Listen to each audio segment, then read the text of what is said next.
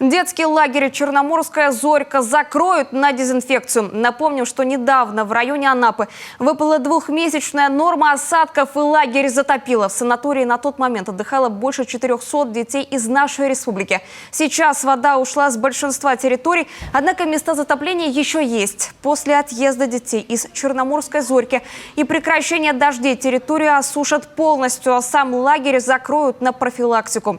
Ребят, которые приедут на 5-ю смену, переведут в другой лагерь.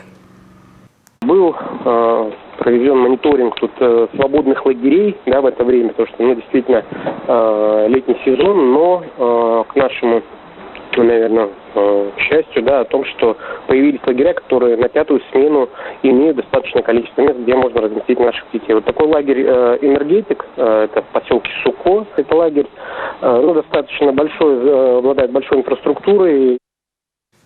Новая смена продлится с 22 августа до 11 сентября. Пока дети отдыхают в «Энергетике», в «Черноморской зорьке» продезинфицируют все помещения и здания, а еще систему водоснабжения и канализации.